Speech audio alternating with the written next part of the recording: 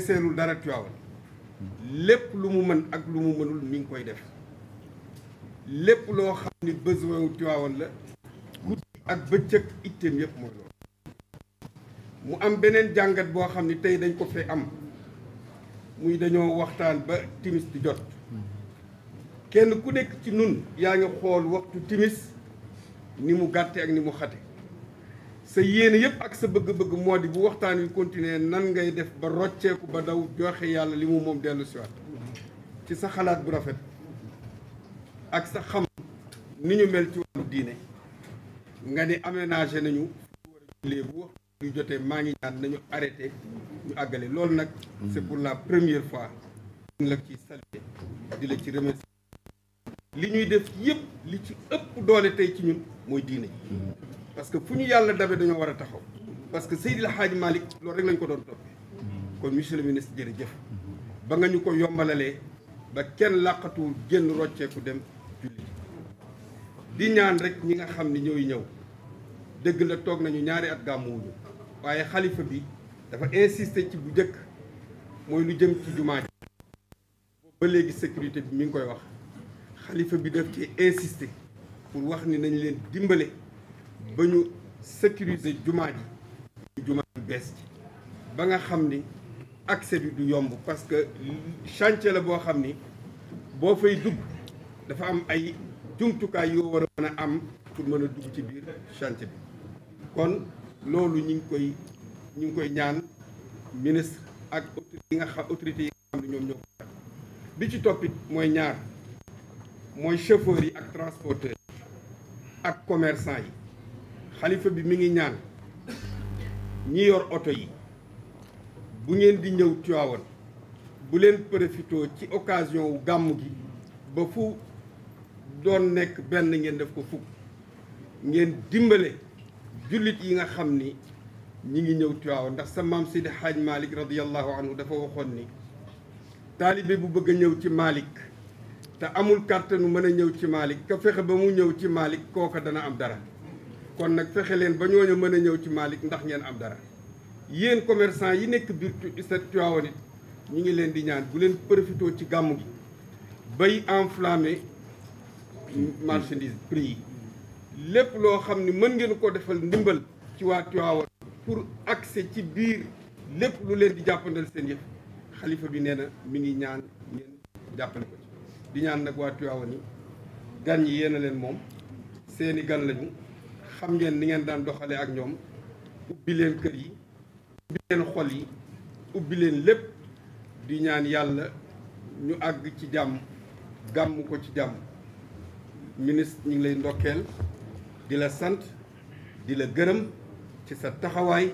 di gërëm le président de la république di la yóbbante ngërëm ak nuyoo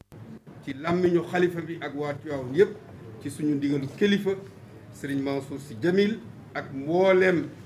bokk yi nga xam ni ñoom la ñu àndal te ñëpp di njaboot Seydi Hadj Malick ñi ngi ñaan yàlla gàmmu jàmm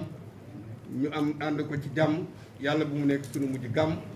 lépp luñ ciy def yàlla nañ ci yàlla fayal boppam wasalaamu aleykum wa rahmatullahi taala wa barakaatu. jërëjëf merci beaucoup jërëjëf merci jërëjëf. alhamdulilah alladi bi nicmatihi wa jalalihi tatimu salihat wasalaatu wasalaamu ala sayidina muhammadin wa ala alihi wa sahbihi ajmain. monsieur le ministre gannaaw li sëñ Habib def déclaration bi kenn mënu si teg dara parce que message yu calife bi la ñu ñëw transmettre la ko waaye man benn yo voudrais simplement une dette de gratitude pour la manière experte dont vous avez dirigé cette réunion aujourd'hui. C'est une réunion difficile et la manière également inclusive dont monsieur le gouverneur a présenté les différents rapports et l'intervention des différents démembrements de l'État. Man dama am lu ma neex et je suis satisfait parce que organisateur u réunion là à la Banque Islamique de Développement j'organisais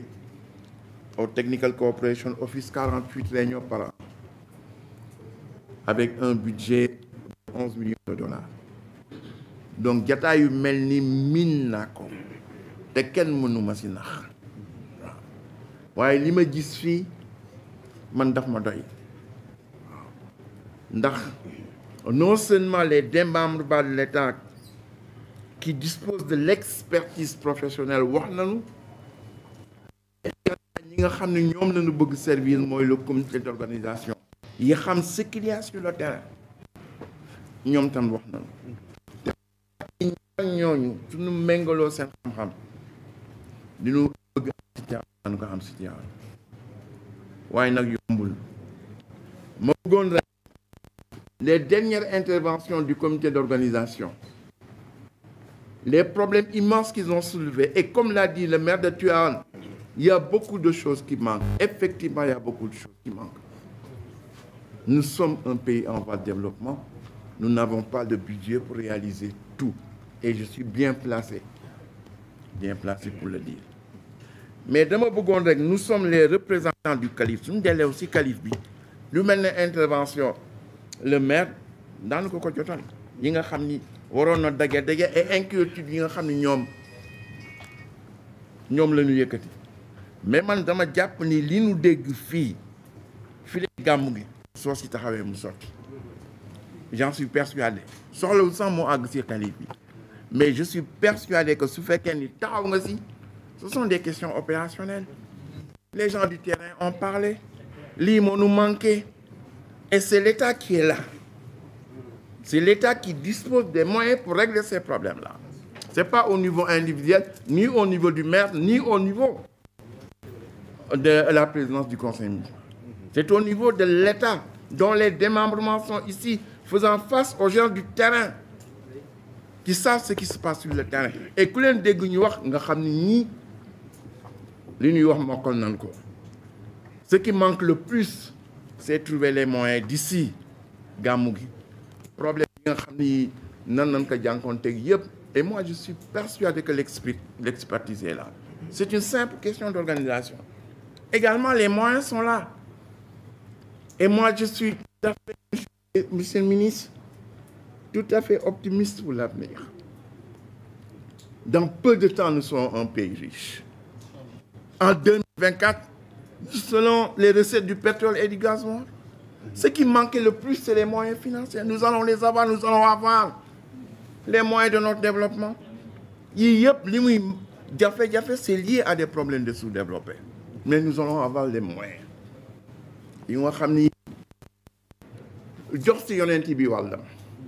Parce que li ñuy wax fii yëpp yonent bi la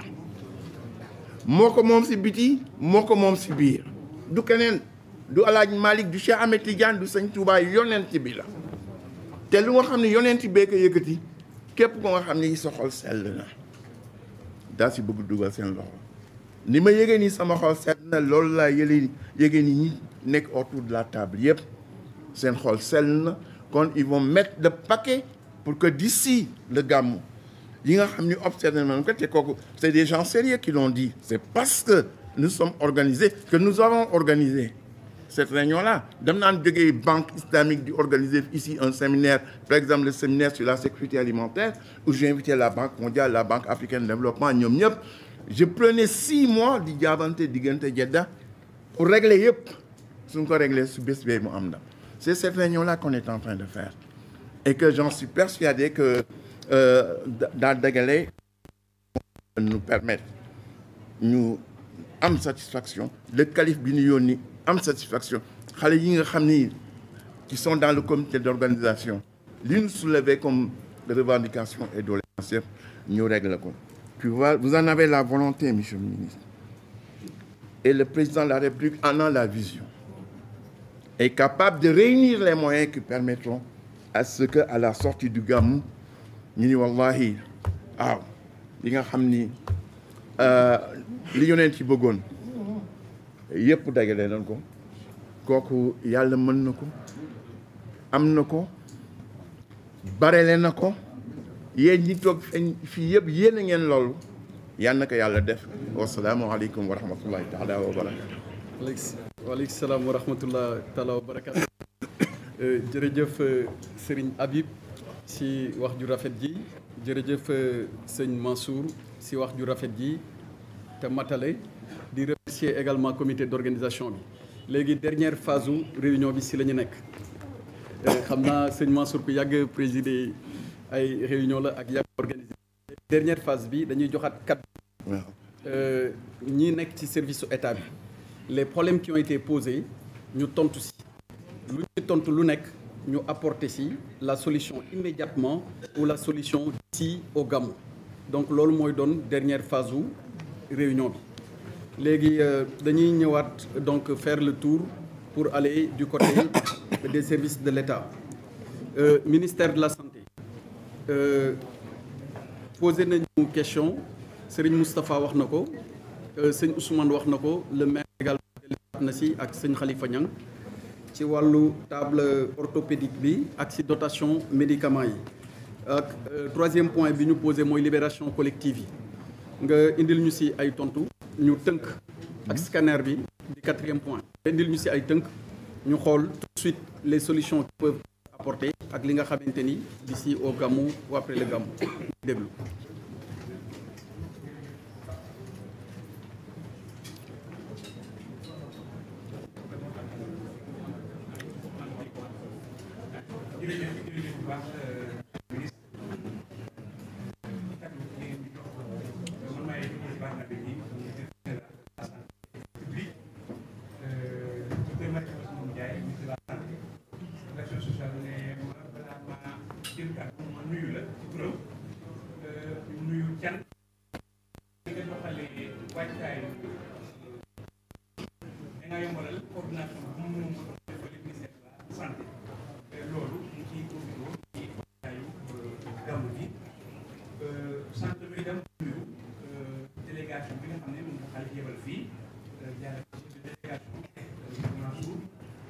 di sakku ñaan ci ñoom